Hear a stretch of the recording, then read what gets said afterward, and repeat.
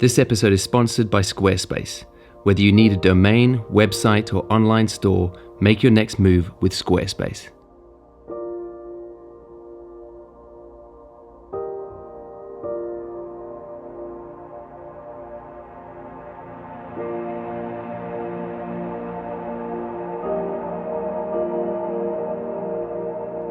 I've been a studio photographer of various sorts for a lot of years now, from portraits to products to food photography, and it usually involves carrying around lots of lights in big heavy roller bags like this one, which are not light to take around with you, and they're bulky and a mission to travel with.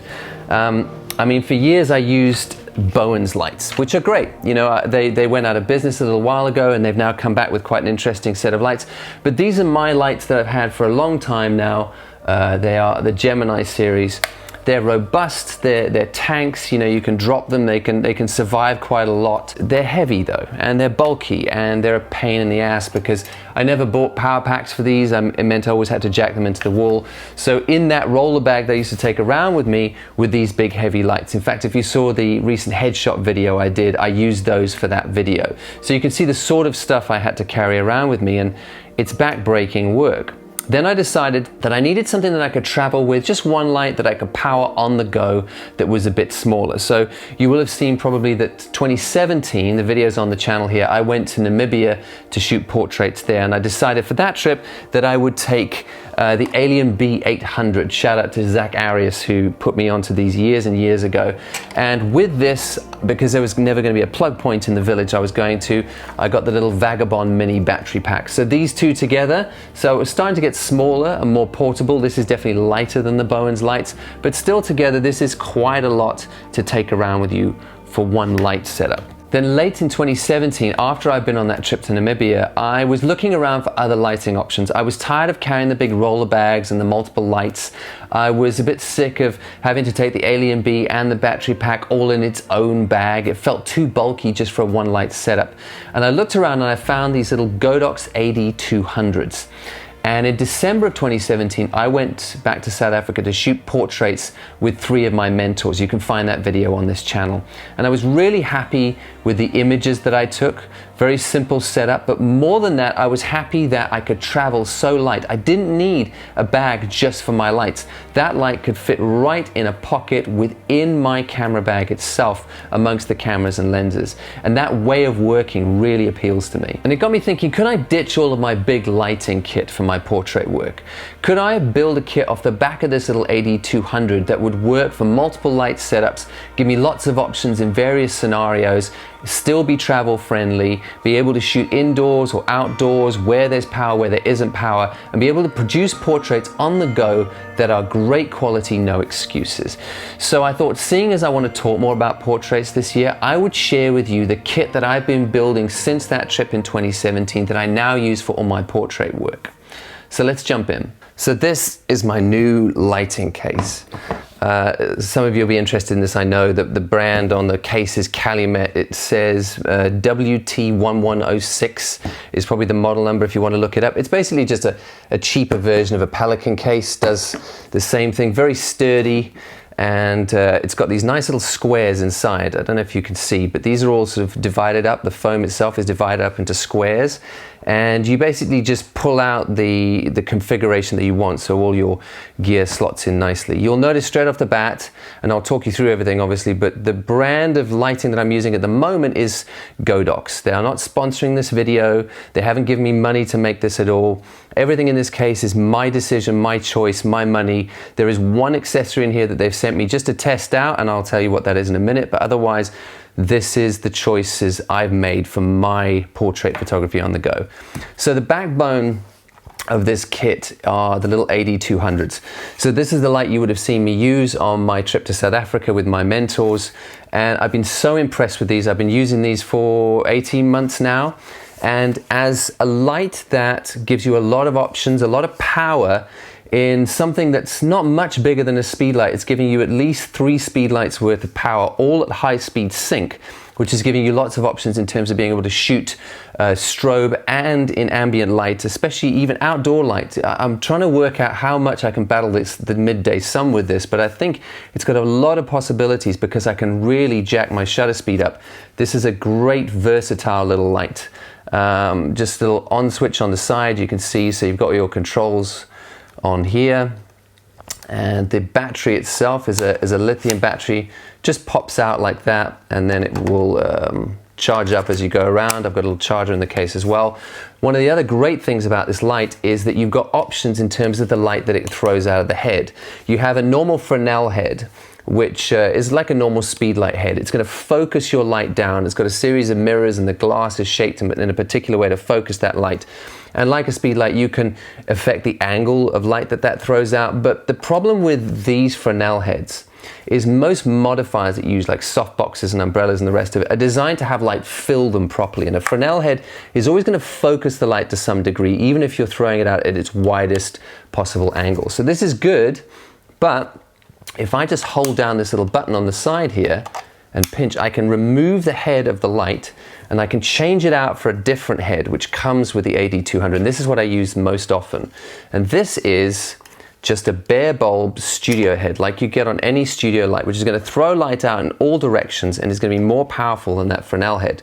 So that just clips on the top like so, and now I have a proper bare bulb studio light to take around with me.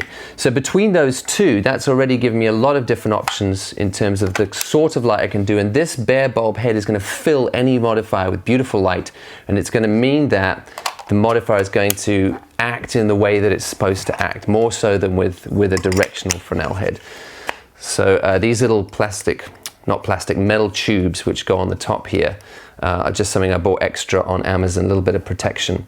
Then I also have a speed light in here, so I have the two AD200s, and then the third light I have is a speed light, also Godox, and there's a reason for that, I'll show you in a second. The model on it is TT685S. It's got a lot of power, this speed light, from the tests that I've done, and works like any speed light you'd know. There's no difference to it really. The beauty with this though is because of this whole system working together, again, high speed sync, which also gives me more options in terms of battling strobe and ambient light, and I definitely want to make videos on that this year and show you kind of how that's done.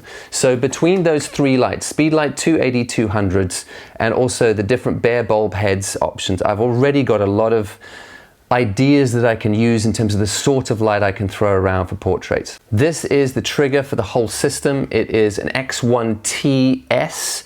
You need to make sure when you buy the triggers with this system that it has the correct little letter for your brand of camera. So S stands for Sony because I shoot on Sony. If you're shooting Fuji, you need the F. If you're shooting Canon, you need the C. You get the idea.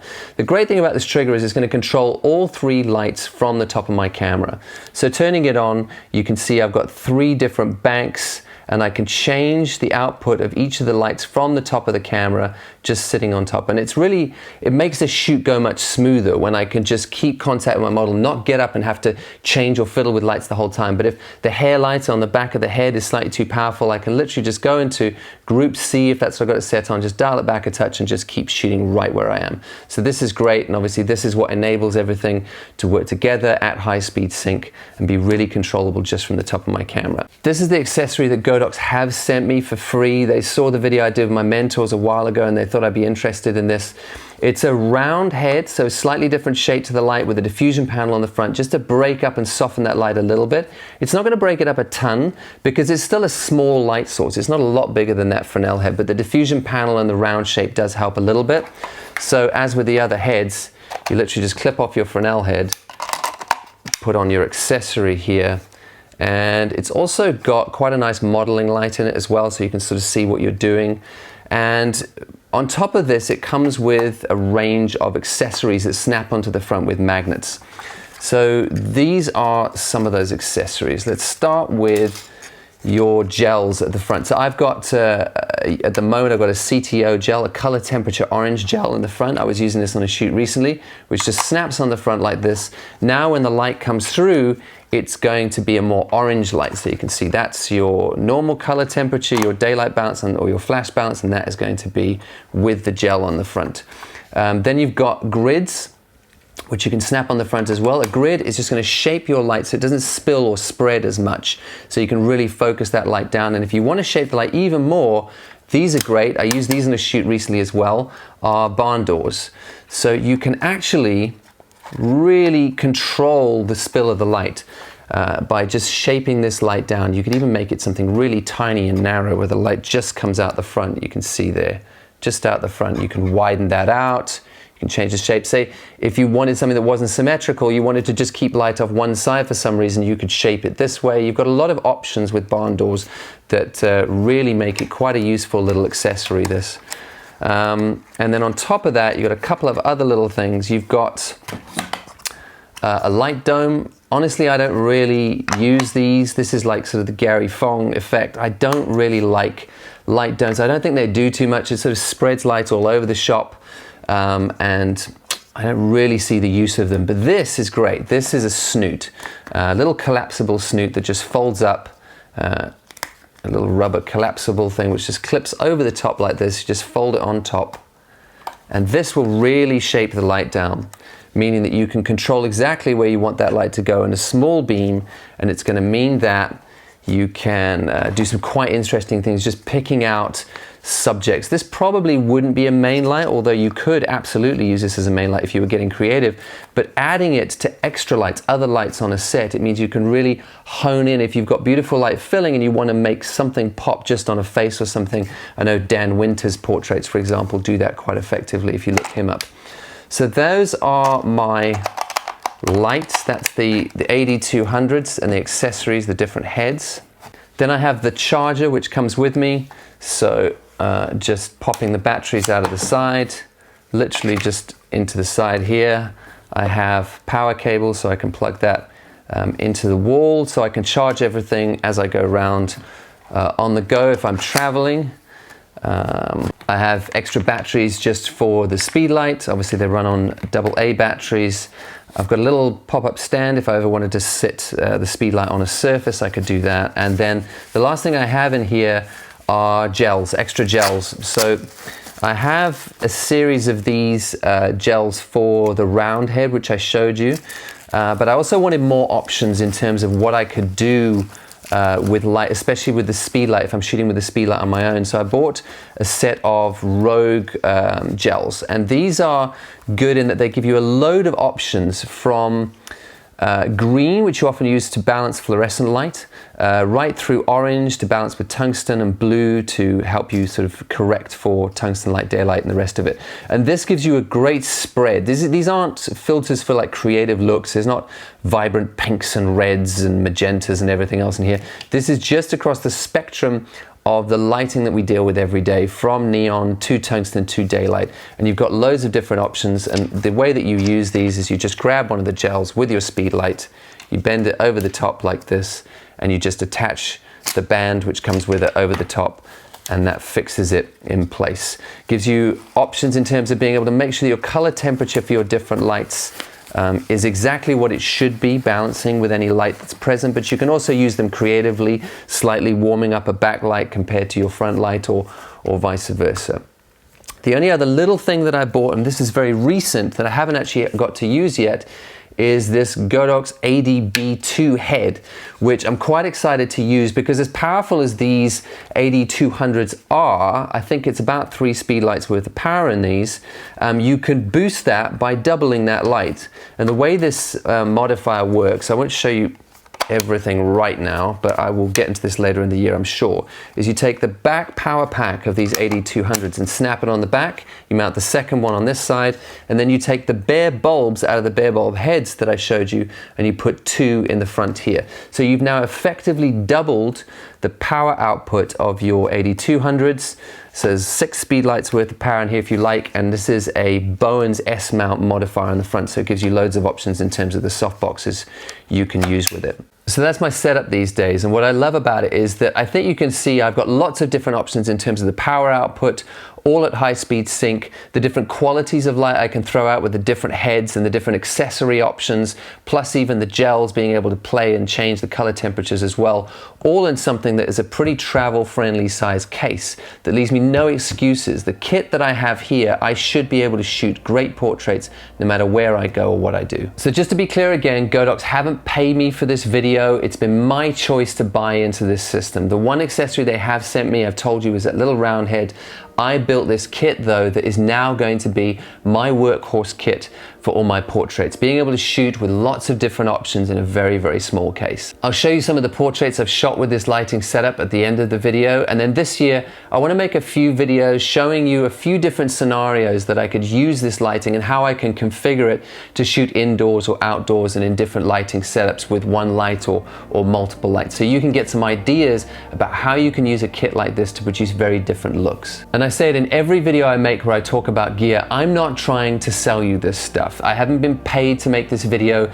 There are no affiliate links below this video where you can click and go purchase and I get a kickback, because I want you to think about your choices for yourself. I don't think that copying my setup is necessarily what you need to be doing. Listen to why I'm doing what I'm doing, watch the videos that are coming up about why I shoot the way that I do with these, and make your own decisions about what lighting setup is right for you. If you don't have much money, I think you probably just need to start with a speed light and a trigger and a shoot-through umbrella and just work with those for a little while. Build up your skill set. Don't spend a lot of money before you've worked out what you're doing. In fact, the first video I want to do on lighting is going to be just using one speed light, very cheap modifiers, and how you can get great results just with those. Build your kits up slowly in whatever brand or whatever lighting kit makes sense for your use case. But for me, as a portrait photographer who travels around a lot and wants to take a small travel-friendly case with a lot of power in it and a lot of options in terms of the looks that I can create, this kit that I built is right for me. Thanks again to Squarespace for sponsoring this video. If you need a new website or a domain, definitely check them out. They're a fantastic option. I've used them myself for years, long before they were a sponsor on this channel.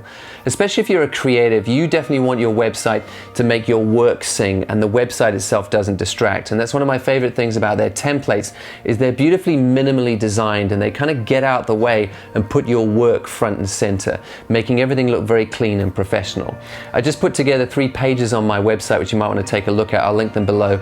One's a gallery page with my top 9 street photography films, one with my top 9 portrait photography films, and then one with my top 9 more inspirational philosophical films. So you can take a look at those. And those gallery pages took me probably 15 minutes in total to put together, and I think they look great. So if you're a creative looking to present your work online, definitely take a look at Squarespace. Start your free trial today at squarespace.com and go to squarespace.com/Sean Tucker to get 10% off your first purchase.